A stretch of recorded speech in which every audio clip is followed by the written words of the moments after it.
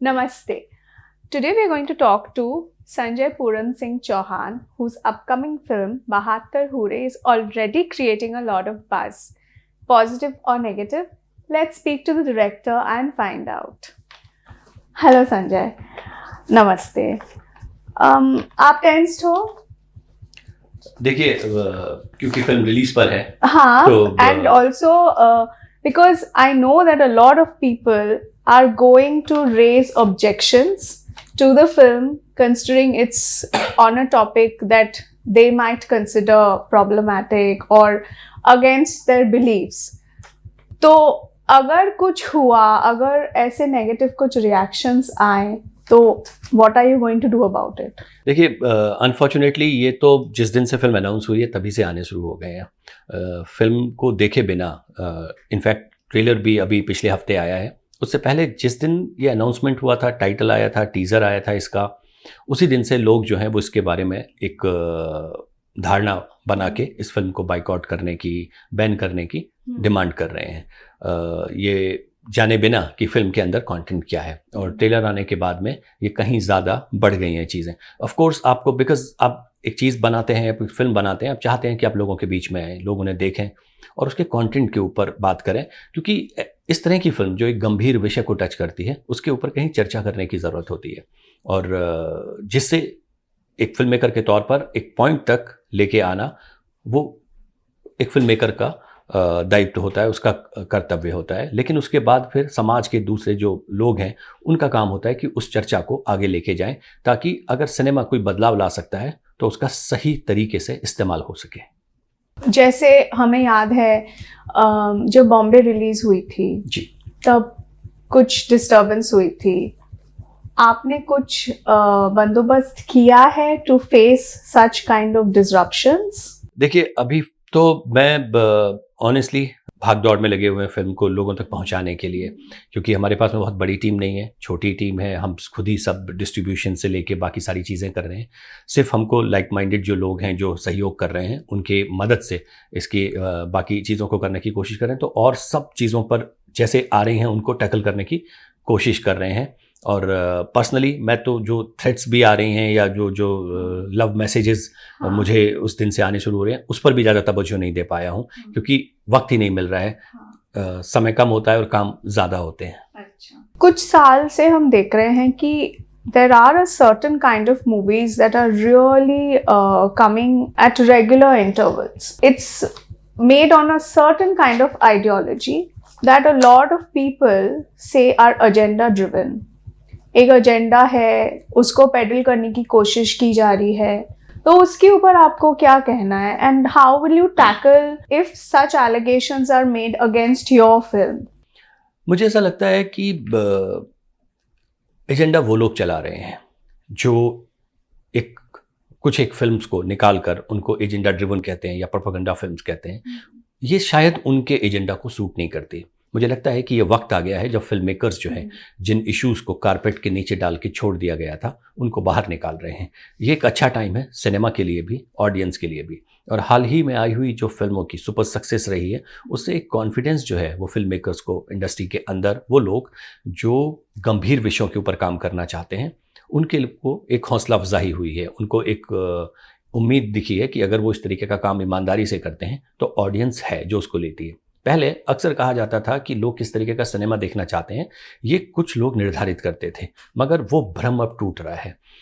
देखिए ऐसा नहीं है कि कश्मीर के बारे में बात, ये 90 के दशक की उस नरसंहार की कहानी थी, लेकिन इतने साल तक किसी ने कहा ही नहीं उसको, और लोग ये मानते रहे कि लोग सुनने के लिए तैयार नहीं है। लेकिन किसी ने हिम्मत की, उसने फिल्म बनाई और लोगों ने उसको अपना प्यार दिखाया, जिससे ये भ्रम गलत साबित होता है कि कुछ ही लोग जो हैं वो ये डिक्टेट करते हैं कि किस तरीके की चीज़ों को लोग देखेंगे। जब तक चॉइसेस ही नहीं होंगी लोग कैसे देखेंगे? और मुझे लगता है कि हर तरीके के सिनेमा के लिए जगह होनी चाहिए, हर तरीके की फिल्म के लिए स्कोप होना चाहिए, सबको अपनी बात कहने का हक होना चाहिए। बात यहाँ तक पहुँच गई है कि लोग फिल्म को देखे बिना ये बता देते हैं उसका नाम सुनकर कि ये फिल्म एजेंडा ड्रिवन है या नहीं है। मुझे लगता है क्योंकि ये शायद उनके एजेंडा को सूट नहीं करती, क्योंकि सालों से, साल दर साल एक एजेंडा चलता रहा है। कोई उस लीग से अलग निकल के दूसरी बात कहने की कोशिश कर रहा है तो वो सच्चाई जो है वो बहुत सारे लोग डाइजेस्ट नहीं कर रहे हैं, और उसके लिए वो उसको अलग अलग नामों से जो है उस फिल्म को डिमीन करने की कोशिश करते हैं। वो फिर चाहे मेरी फिल्म हो या पिछली आई हुई कुछ फिल्म्स हों। कि आप बोल रहे हो कि देख के फिर डिसाइड करना चाहिए, लेकिन यहाँ पे एक सेक्शन है जो देखने से पहले ही बोल रहे हैं कि नहीं, इसको अगर हम बॉयकॉट करें तो ऐसी फिल्म्स पॉपुलर नहीं होंगी, या जो फिल्म मेकर्स या जो टीम है उनको पता चलेगा कि ऑडियंस जग चुकी है। तो ये देखने से पहले जो बॉयकॉट का एक माहौल क्रिएट किया जा रहा है कुछ सर्टेन फिल्म्स के लिए।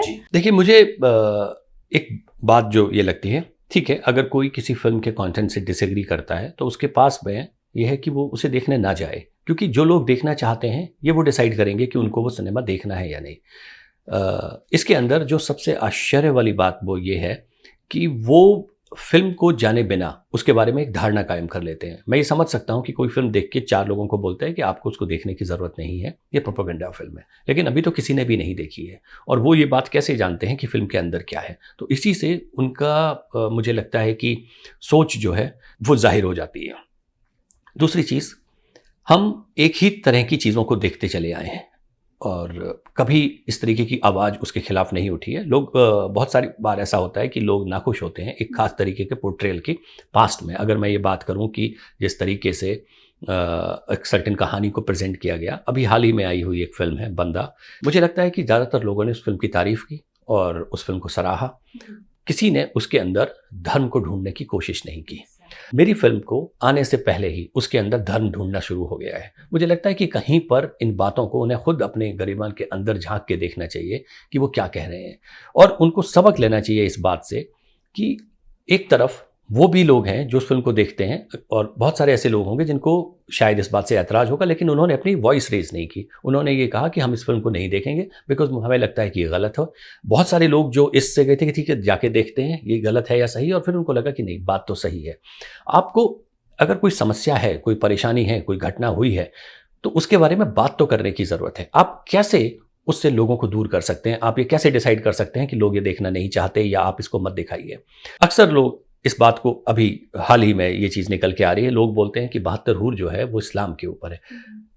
क्या वो इस बात से इनकार करेंगे कि वो जिहादी, वो फिदायीन जो सुसाइड वेस्ट पहन के अपने शरीर पर चौराहों के ऊपर, सड़क पर, बाज़ारों में जो फटने जा रहे हैं, वो 72 हूर के लिए नहीं करते हैं? कितने प्रूफ्स हैं हमारे पास में, कितने सारे कन्फेशंस हैं, टेस्टिमनीज हैं उनकी, इन्वेस्टिगेटिव एजेंसीज़ की डॉक्यूमेंटेड चीज़ें हैं अवेलेबल, जो एक क्लिक पर आपको अवेलेबल हो जाएंगी। गूगल पर आप देख सकते हैं, यूट्यूब पर कितने मौलाना हैं जो अलग अलग फैंटेसी बेच रहे हैं, 72 हूरों के बारे में बात कर रहे हैं। लोग उसके बारे में क्यों नहीं बात करते?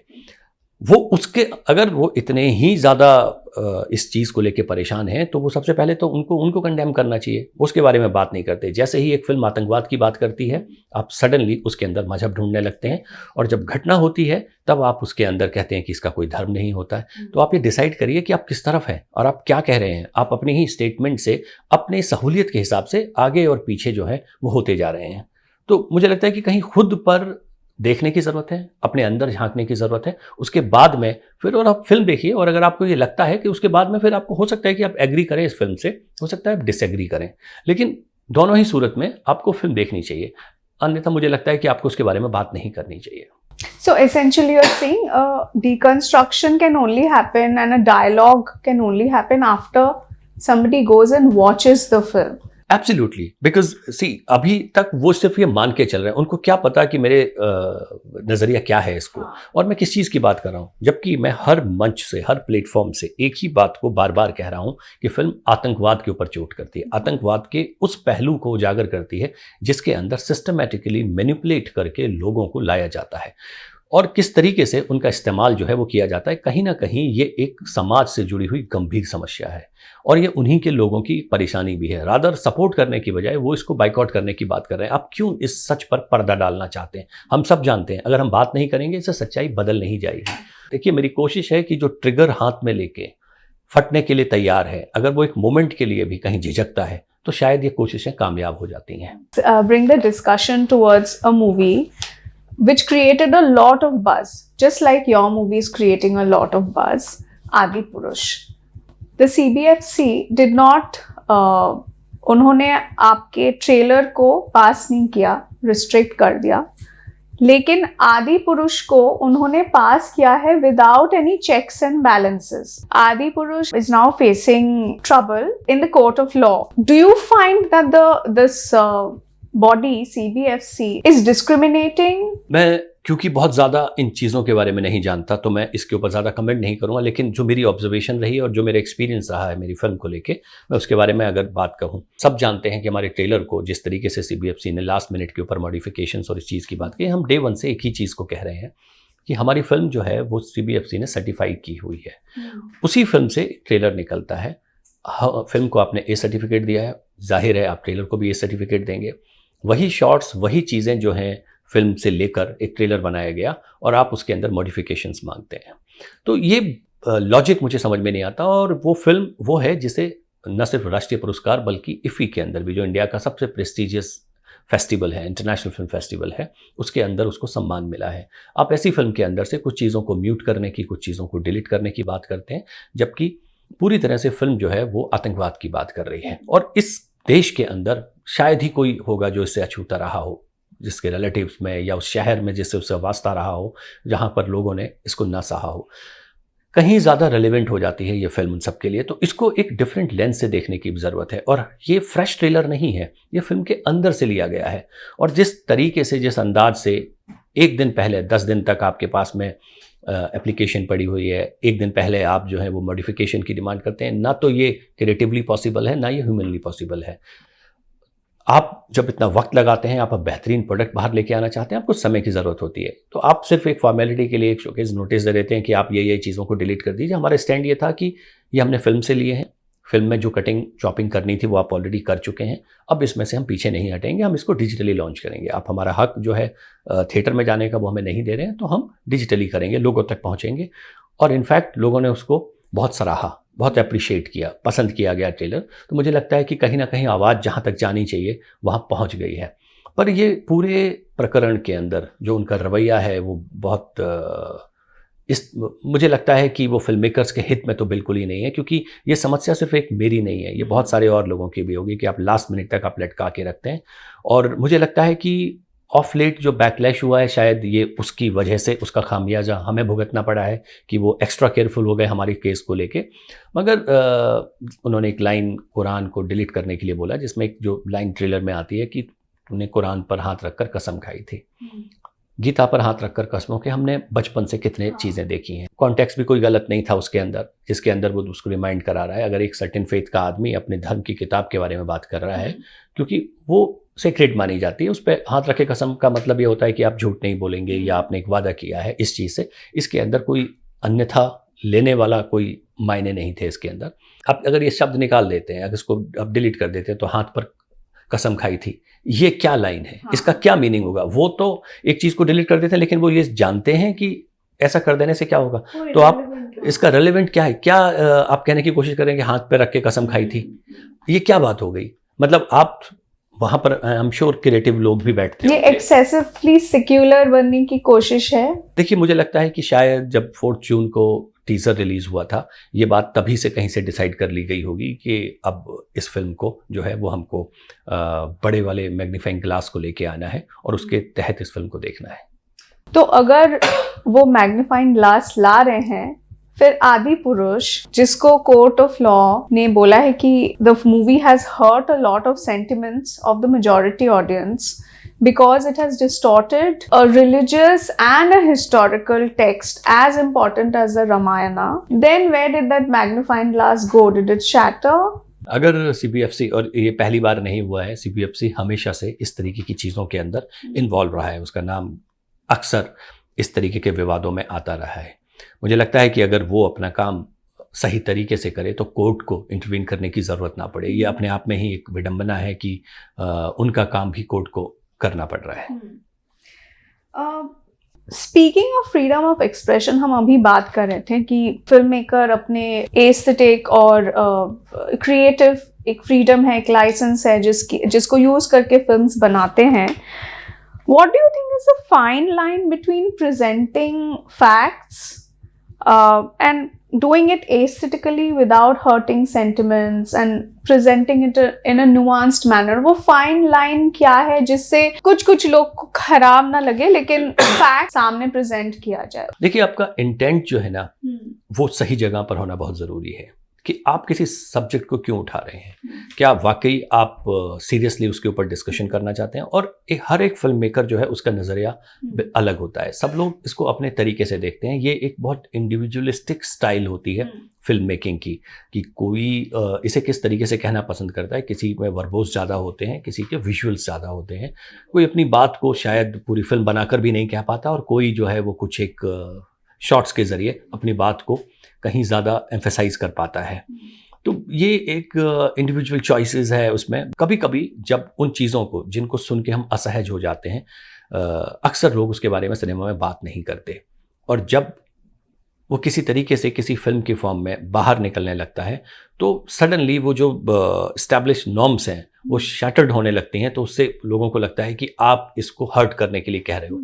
पर मुझे लगता है कि कहीं पर हम शायद कुछ सुनने के आदी नहीं रहे हैं, क्योंकि ये सीमा तो बाद में तय होगी. सीमा तक जाकर आप अपनी बात कहना चाहते हैं.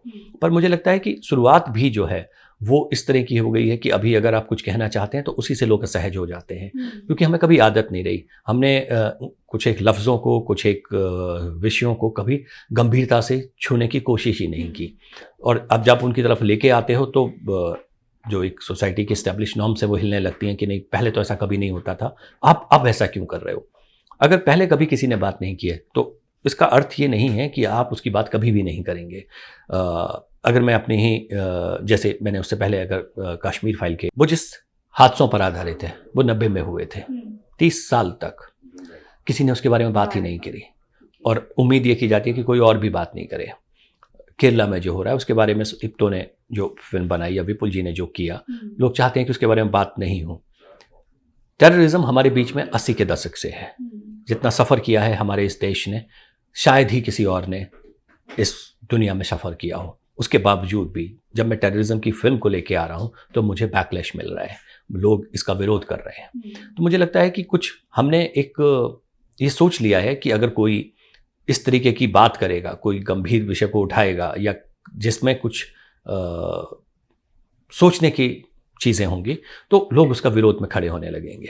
शायद हम अभी भी तैयार नहीं हैं, अभी भी हम बाहर निकल के आके उन समस्याओं को स्वीकार करने के लिए तैयार नहीं हैं.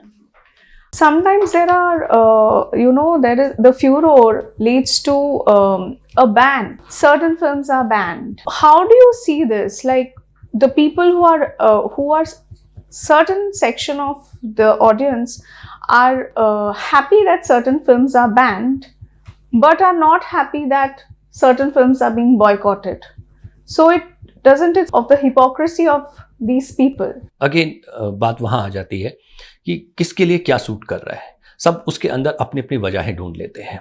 पर मुझे लगता है कि किसी को बाइकॉट करके आप उसको ज़्यादा अहमियत देते हैं और लोग फिर शायद उसके बारे में जो नहीं भी किसी को पता होता है, बिकॉज जब आप कुछ गंभीर बात कहने की कोशिश कर रहे होते हैं किसी सिनेमा के अंदर, अगर मैं थोड़ा सा इस कॉन्टेक्स्ट को अलग लेके जाते हुए अगर मैं ये बात कहूँ तो conventional Studios, conventional producers film के अंदर आपके साथ नहीं होते हैं.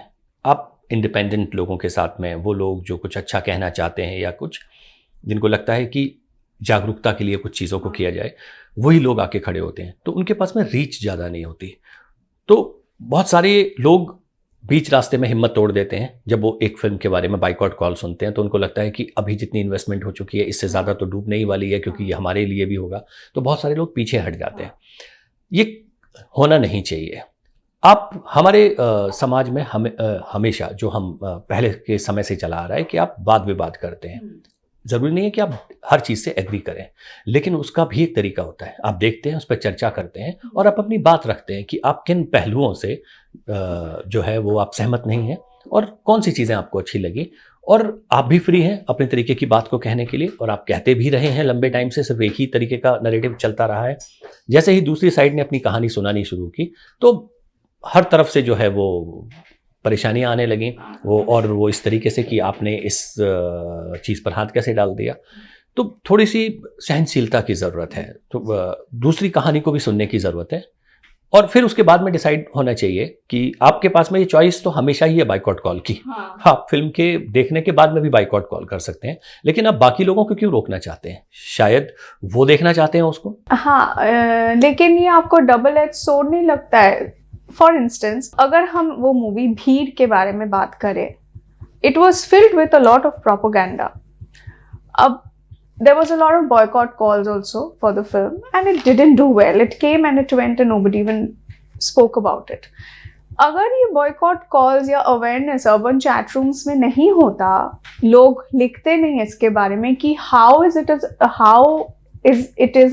agenda driven film, फिर लोग देखने जाते और वो successful होती, the team would have made money, and economically, commercially, it would do well. So wouldn't it be a win-win situation for them? They are peddling lies, they are peddling an agenda, and they're also getting money out of it. इसके लिए ये एक बात जो मुझे लगता है, मैं उस बात को सामने रखता हूँ. मुझे लगता है कि ये नैरेटिव हमेशा से चला आ रहा था. अभी पिछले कुछ टाइम से नोटिस में आने लगा है.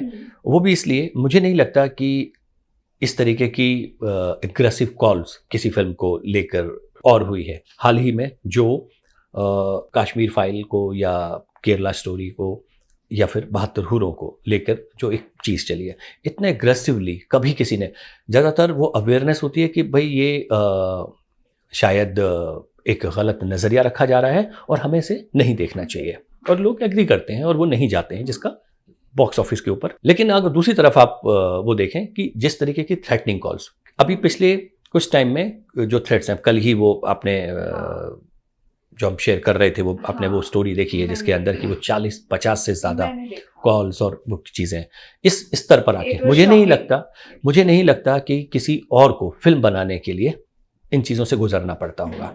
आप भीड़ बनाते हैं, आपका नज़रिया है, आप उसको रखते हैं, आपको सेंसर भी मिलता है, अपनी तरीके से उसको कहते हैं जैसे आप कहना चाहते हैं. और जो भीड़ के अगेंस्ट है वो ऐसे अग्रेसिव, जी, मतलब ऐसा कोई नहीं मुझे नजर आता कि कोई इस तरीके से इस बात को लेके लोगों ने फिल्म को देखना है नहीं देखना वो उनको डिसाइड करना है. मगर इस तरीके से एग्रेसिवली नहीं कहा जाता. बंदा को लेके भी ये चीज़ें हो सकती थी, मगर ये नहीं हुई. उनको मान सकता था कि ये हिंदू सेंटिमेंट्स को हर्ट करने के लिए आप एक धर्मगुरु को या आश्रम जैसे टाइटल को, जैसे हाल ही में ये कहा जाता है कि 72 हूरें टाइटल मत रखिए, तो आश्रम टाइटल था, उसको भी किसी धर्म से जोड़ा जा सकता था. मगर इस तरीके की कॉल्स नहीं हुई उसको लेके. लोगों ने ये कहा कि आप ये नाम नहीं रख सकते हैं, मतलब बच सकते हैं इस तरह की चीज़ों से. इस तरीके से मुझे लगता है कि ये टॉलरेंस की बहुत ज़रूरत है कि आप, तो ये ऐसे होता है कि अगर आपने इस तरीके की किसी चीज़ को अगर छू भी लिया तो आपने ये बहुत बड़ा पाप कर दिया है. ये आप कैसे कर सकते हैं? वो इस तरीके का सबक सिखाने वाली जो एक चीज़ें होती हैं उस तरीके की कॉल्स हैं. Are you suggesting that the people who are resisting your film are not as tolerant as those who are supporting your film? ये मेरे कहने या नहीं कहने से नहीं, आप ये सामने हैं, आप जानते हैं कि जो इसको बाइकआउट की जो कॉल चल रही है वो कौन बोल रहा है, किस चीज़ के लिए इसको कहा जा रहा है. मैं बात आतंकवाद की कर रहा हूँ, उसके बारे में कोई बात ही नहीं कर रहा है इस हद तक कि इस फिल्म को डिफेम करने के लिए ये सोच भी नहीं रहा है कोई कि वो कहीं टेररिज्म को तो नहीं डिफेंड करने लग गया. तो एक महीन लाइन होती है, एक बहुत बारीक लाइन होती है. कहीं पर ये ध्यान रखने की ज़रूरत है कि कब हम अपने एजेंडा पर चलते चलते हम कुछ और हो गए. Sanjay, do you consider yourself part of Bollywood? देखिए, हिंदी फिल्म इंडस्ट्री के अंदर मैं इतने टाइम से हूँ, अभी तक एग्जैक्टली नहीं मालूम है कि बॉलीवुड जिसे बोला जाता है वो क्या है. बिकॉज बहुत सारे लोग हैं जो ज़िंदगी में शायद आप उनको कभी मिलते भी नहीं हैं, not even in a social gathering. कभी आप रास्ते क्रॉस नहीं करते हैं, आपको पता है कि वो फिल्म बना रहे हैं, शायद बहुत सारे लोगों को मालूम भी नहीं होता कि आप एग्जिस्ट कर रहे हैं. वो उनकी चीज़ें हैं. देखिए, और बॉलीवुड एक ऐसी जगह है जहाँ इसमें कोई गलत नहीं है. वहाँ पर जनरेशनल चीज़ें चलती आई हैं, फादर के बाद में सन, उसके बाद में ग्रैंडसन, तो एक सिस्टम चला आया है. और एक शायद कोटरी भी है. एक जाहिर सी बात है कि मैं उसको अच्छे या बुरे के तौर पर नहीं देखता. ऑनेस्टली मुझे ये लगता है कि वहाँ पर एक ऐसा सिस्टम है जहाँ पर एक फैमिली है जो पीढ़ी दर पीढ़ी ये काम कर रही है. आप फर्स्ट जनरेशन इस इंडस्ट्री के अंदर आते हैं तो वो सहूलियतें जो उनको मिलती हैं, वो क्लाउड जो वो लोग रखते हैं, वो जाहिर सी बात है उनका ज़्यादा होगा। और ये उम्मीद करना कि फर्स्ट टाइमर्स और द फर्स्ट जनरेशनल लोगों को वो मिलेगा, उसमें तो वक्त लगेगा। तो ये टू मच मांगने वाली बात है। Mainstream Bollywood productions are not doing well commercially. They're losing a lot of money. Why do you think it is happening? Because हर कुछ समय के बाद में एक चेंज आता है। जब हम अपने आसपास हो रही चीज़ों से सिनेमा प्रभावित होता है और एक न्यू नॉर्मल क्रिएट करता है। अभी पिछले कुछ टाइम से मेन स्ट्रीम बॉलीवुड के जो प्रोडक्शन हाउसेस हैं, स्टूडियोज़ हैं, वो ये चीज़ें नहीं कर रहे हैं। इंट्रोस्पेक्शन का वक्त आ गया है। ये हर दौर में चीज़ें आई हैं। ये ऐसा नहीं है कि अभी हुआ है। उन्हें बदलते हुए समय को समझना पड़ेगा। रेलेवेंस खो रहे हैं वो। अक्सर कहा जाता है कि बड़े प्रोडक्शन हाउसेस का जब 6 बजे गेट बंद होता है तो उनके लिए दुनिया बंद हो चुकी होती है और वो अगले दिन सुबह फिर स्टार्ट होती है। तो उनको एक्चुअली 6 बजे के बाद भी देखना पड़ेगा कि भारत में हो क्या रहा है और उनको भारत की कहानियां कहनी पड़ेंगी। A lot of the audience, from what we see around us on Twitter, on Instagram, in urban chat rooms, that a lot of people are not very happy or fed up with the high-nosed attitude of the bigwigs of Bollywood. They are constantly saying that there is no talent, or the scripts are not good, or they are not exploring the right topics, the right subjects. What does Bollywood have to do to get back in the game? देखिए, although I'm too small to comment on this vast topic because मतलब उनके लिए बस ये PR game है, it's a big PR halo. कुछ चीज़ें मैं जो मेरा हम्बल ओपिनियन है मैं उसके बारे में बात कर सकता हूँ। मुझे लगता है कि जो रास्ते, जो तरीके, जो मेथड पास्ट में वर्क करते थे, शायद वो उनको अभी भी इम्प्लीमेंट कर रहे हैं। उनको नज़रें उठाकर बाहर अपने आसपास देखने की ज़रूरत है कि भारत बदल रहा है और उसकी कहानियाँ। बिकॉज हमेशा सिनेमा जो है वो अपने बदलते वक्त को सिनेमा के ज़रिए एक्सप्लोर करता रहा है। हर दौर में ये हुआ है। बॉलीवुड में एवोल्यूशन हो नहीं रहा है पिछले कुछ टाइम से, अनफॉर्चुनेटली नहीं हो रहा है। और I think it transitional phase है। जल्दी ही लोग जो हैं वो लगातार बड़ी इन्वेस्टमेंट्स होती हैं, बड़े स्टेक्स होते हैं, जल्दी ही वो अपने आसपास देखेंगे और उस चीज़ का। And I think they also need to realize that there is a lot of talent outside the usual names, be it in terms of writing, acting, music. मुझे लगता है कि ये कहना भी गलत होगा कि वो लोग नए लोगों को मौका नहीं देते। ये भी एक सच है कि तकरीबन जितना नए टैलेंट को मौका एस्टैब्लिश लोगों ने दिया है उतना किसी और ने नहीं दिया। इवन केरला फाइल सुदीप्तो ने डायरेक्ट की है, जो सुदीप्तो ने इसे बैक किया है विपुल शाह ने। Vipul Shah super successful director producer हैं। तो या फिर इवन सर्टेन नेम्स जिनको हम अक्सर एक अलग तरीके से जोड़ते हैं, उन्होंने बहुत नए लोगों को नए टैलेंट्स को जो है हर फील्ड के अंदर स्कोप दिया है, डेब्यू कराया है। हाँ, उसमें बहुत सारे ऐसे लोग भी थे जो ऑलरेडी फिल्मी कनेक्शन थे, मगर देखिए आप जानते भी उन्हीं लोगों को हैं। आप किसी को एक्सप्लोर करने के लिए आप बिहार में नहीं जाएंगे, आप बॉम्बे की, वो लोग एक सर्टेन टाइप से सोचते हैं, वो वहाँ पर अपने आसपास जो टैलेंट दिखता है, लेकिन वो नए लोगों को मौका देते हैं। जब तक मुट्ठी खुलेगी नहीं, पता नहीं लगेगा कि आदमी टैलेंटेड है या नहीं है। तो मुझे लगता है कि वो ड्यू उनको मिलना चाहिए। हाँ, एक सब्जेक्ट्स वाइज सोचने का तरीका वो शायद हो सकता है कि वो अभी भी उस तरीके से सोच रहे हैं जिसमें से अक्सर कुछ चीज़ें चल जाती हैं और ज़्यादातर चीज़ें नहीं चलती हैं। हर वक्त सिनेमा के अंदर हमारे पास में कुछ इस तरीके के ग्रेट फिल्म मेकर्स रहे हैं जिन्होंने एक लंबे टाइम तक रूल किया है हिंदी फिल्म इंडस्ट्री को, और 10 साल का दौर कम से कम उनके पास रहता था। पिछले कुछ टाइम से वो फिल्म मेकर्स आने बंद हो गए हैं और उसकी वजह वो हर फील्ड में है। सर्टेन बिकॉज जो फॉरेन स्टूडियोज़ आए हैं वो कंटेंट को एक तरीके से देखते हैं, एक्टर्स की टर्म्स वो भी डिक्टेट करते हैं, बजट, डिस्ट्रीब्यूशंस और इन सब चीज़ों के अंदर ये स्ट्रैटेजीज वो अपने साथ लेके आते हैं। एमएनसीज हैं, उनकी एक इन्वेस्टमेंट होती है, उनके शेयर होल्डर्स का एक सोच का तरीका होता है, बहुत सारे फैक्टर होते हैं। जिन नामों को लेके अक्सर हम बात करते हैं वो तो सिर्फ इसका एक हिस्सा है, और उनके ऊपर भी लोग हैं जो इन टर्म्स को डिक्टेट कर रहे हैं। बट समवेयर ये सारी चीज़ें इकोनॉमिक्स के साथ में जुड़ी हुई हैं। जिस दिन बेहतर चीज़ें आने लगेंगी तो वो उस ट्रेंड को फॉलो करने लगेंगे कि अगर ये चलता है। मुझे नहीं लगता कि इंडस्ट्री में किसी का हिट और फ्लॉप से ज़्यादा किसी और चीज़ के साथ में रिश्ता है। तो जिस दिन उनको ये लगने लगेगा कि यही वर्क करता है, और तो वो उस फॉर्मूले की तरफ आ जाएंगे। उनकी लॉयल्टीज़ किसी और चीज़ के साथ में नहीं है, वो सिर्फ इस चीज़ के साथ में, बिजनेस के साथ में। और जिस दिन उनको ये लगेगा कि बिजनेस इस तरफ है तो वो उस बिजनेस की तरफ बढ़ जाएंगे। ये मुझे ऐसा लगता है। What do you think about the quality of Indian cinema right now? And when I say Indian, I'm talking about films that are being made outside of Bollywood in every language. OTT ke, because OTT platforms are very popular now, the audience is getting to see a lot of films made in Gujarati, Marathi, Assamese, Telugu, Tamil, Malayalam. Is Bollywood not being able to cope up with the talent all over? मतलब उनकी जो खामियां हैं वो और glaring होती जा रही है। हिंदी फिल्म इंडस्ट्री को एक बहुत बड़ा स्टेक जो है उसका वो इंडियन फिल्म इंडस्ट्री के अंदर रहा है, जहां पर उनका एक सर्टेन बॉक्स ऑफिस कमांड था।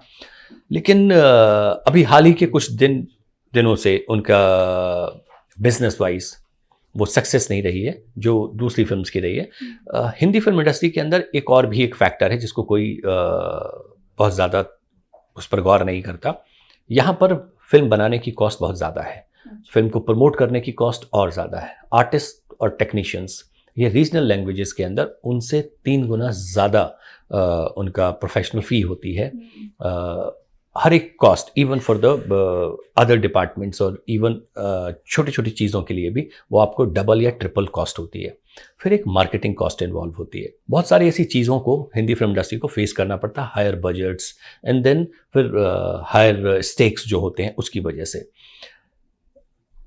जब आप सिर्फ कंटेंट के ऊपर बैक करते हैं तो एक सर्टेन तरीके से ग्लोरीफाई करता आया है हिंदी फिल्म इंडस्ट्री अपने कहानियों को, अपने एक्टर्स को। वो कुछ टाइम तक हर टाइम टू टाइम उनके लिए वर्क करता है, मगर समय के साथ बदलना भी उतना ही ज़रूरी है। दूसरी तरफ मलयालम इंडस्ट्री है या मराठी फिल्म इंडस्ट्री है, ये लोग बेहतरीन कंटेंट के ऊपर बात करते आए हैं। ये हमेशा से अच्छा काम कर रहे थे। ओटीटी के आ जाने से लोगों को अपने घर के अंदर ये सब देखने का मौका मिला, और जब चॉइसेस ज़्यादा हो गई तो फिर उनको ये लगा। लेकिन जिस दिन इन्होंने वापस अपना रास्ता पकड़ लिया तो ऑडियंस इनकी तरफ वापस आ जाएगी। बिकॉज आप थोड़ी देर के लिए तो अपने घर से बाहर जाते हैं, लेकिन फिर एंड ऑफ द डे आप वापस वहीं आएंगे। Sanjay, in your journey of film making, आपने कभी have you ever received a cold shoulder treatment? आपने how did you deal with that? देखिए, मैं जगह बनाने की कोशिश कर रहा हूँ अपनी, तो पहले मैं जगह बना लूँ, फिर उसके बाद में मैं इन सब चीज़ों की उम्मीद करूँगा कि मुझे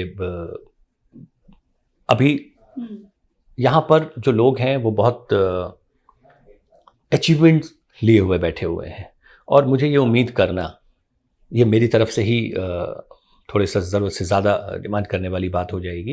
बिकॉज़ आप आते हैं, मैं इस इंडस्ट्री में हूँ जहाँ मुझे फ़िल्में बनाने का मौका मिल रहा है। जिन फिल्म्स को देखकर मैं वहाँ पर गया था, जिस तरीके से मैं करना चाहता था वो करने का मुझे मौका मिल रहा है, ये मेरे लिए बहुत बड़ी बात है। मैं अपनी कहानी कह पा रहा हूँ, अपने तरीके से कह पा रहा हूँ, और इसके अलावा भी मैं बहुत और कहानियाँ कहना चाहता हूँ, जिसके लिए मेरे को एक सर्टेन चीज़ों की ज़रूरत है। मैं ये उम्मीद करता हूँ कि मेरी ये फिल्म लोगों को पसंद आए, दर्शक इसको अपना प्यार दें, ताकि मैं वो कहानियाँ कह पाऊँ जिनको कहने के लिए मैं यहाँ पहुँचा हूँ। तो अभी भी मैं यही बोलूँगा कि मैं पहले पायदान पर खड़ा हुआ हूँ, और मैं आगे जाना चाहता हूँ उस हॉल में, उस ऑडिटोरियम के अंदर, वहाँ पर जहाँ एक्चुअली शो हो रहा है। You have told us before कि आप ये मूवी के ऊपर आपने काम स्टार्ट किया 2012 से। You know, it has been a long process and it's not exactly a film that is absolutely new. ये था, मतलब it took some time to release because of whatever reasons. Do you think ये जो buzz मिल रहा है आपके movie को, जो attention मिल रहा है, positive negative we are not going into, ये अगर कुछ साल पहले होती तो ऐसी बज़ नहीं क्रिएट होती. This is a time which is very conducive for such films. मुझे लगता है ये एक डिवाइन इंटरवेंशन है. हर चीज़ का एक वक्त है, हर चीज़ का समय जो है वो प्री डिसाइडेड है. मेरी लाख कोशिश के बावजूद भी ये चीज़ें पहले नहीं हो पाई. मुझे वक्त लगा बिकॉज अनकन्वेंशनल सब्जेक्ट था. जिस समय में मैंने इसे स्टार्ट किया था उस वक्त तो ऐसा सोचना भी बड़ा मुश्किल चीज़ थी. फिर जिस तरीके से मैं इस कहानी को कहना चाहता था वो भी बहुत चैलेंजिंग था. फिर आप इस कहानी को कह रहे हैं जिन भी आपके एक्टर्स के साथ में, उसकी एक कमर्शियल वाइबिलिटी भी होती है कि आप उसको कितने में कह सकते हैं कि हम ऑलरेडी बहुत सारी मुश्किलों से गुजर रहे थे, जो मैं डिटेल में आपको बता चुका हूँ कि किस तरीके की परेशानियों के दौरान.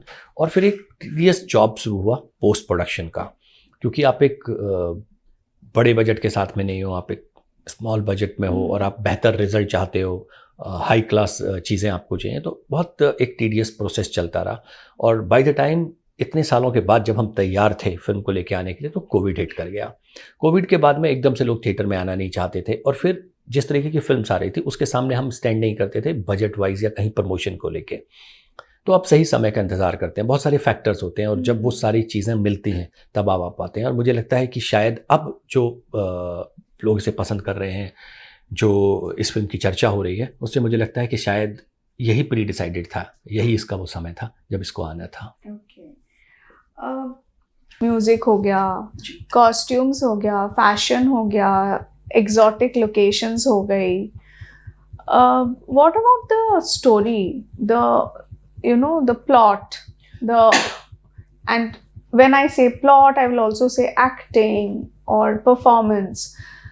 When will a mainstream Hindi cinema understand that ये बाकी सब कुछ तो ठीक है लेकिन असली जो बात है स्टोरी, उस पे when will they start concentrating and when will they give a chance to good writers who are waiting with those scripts in hand? यहाँ थोड़ा सा चीज़ें स्लो मूव करती हैं. ये समझने में एक राइटर को अपने आप को प्रूव करने में, वो पहले चाहते हैं कि आप पहले प्रूव करके आइए, और या डायरेक्टर हैं या आप कोई भी टेक्नीशियन है, आप प्रूव करिए फिर आइए और फिर हम आपके साथ में काम करेंगे. लेकिन उनको प्रूव करने के लिए मौका नहीं मिलता.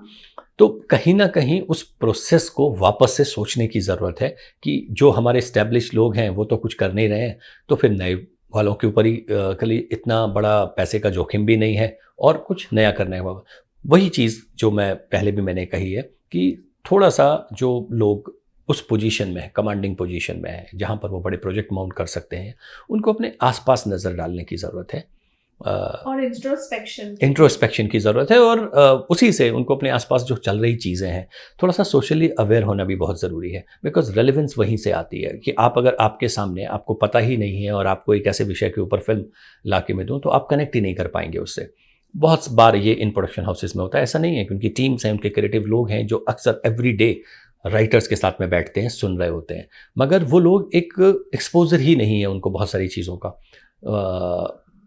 ये मतलब बड़ी फ़नी सी बात है, लेकिन ज़्यादातर लोग जो कमांडिंग पोजीशन में है, या यूँ समझ लीजिए कि बॉलीवुड जैसे आप बोलते हैं हिंदी फिल्म इंडस्ट्री का वो हिस्सा जो एक्चुअली ज़्यादातर फिल्में बनाता है, जिसके अंदर 70% फिल्म्स उनके कंट्रोल में होती हैं, उन लोगों के लिए लाइफ बैंड्रा से बियॉन्ड है ही नहीं. तो उनको पता ही नहीं है कि देश के बाकी हिस्से में हो क्या रहा है. तो फिर उनसे किसी सब्सटेंशियल चीज़ के ऊपर आना सिर्फ चांस की बात हो सकती है. बट वो उनकी समझ पर मत भरोसा करिएगा कि ये वहाँ से निकल के आई है. Deal with the same kind of. It was very, very enriching talking to you, and we hope that your movie does very well because it is an important film. It gives out an important message against radicalism, against fundamentalism, against Atankwad. Because I feel people in India and the world need to understand this, that your film is not against any faith or any person or any beliefs. It is against terror and terrorism and the root causes of it. So, Thank you so much. Thank you. Namaste.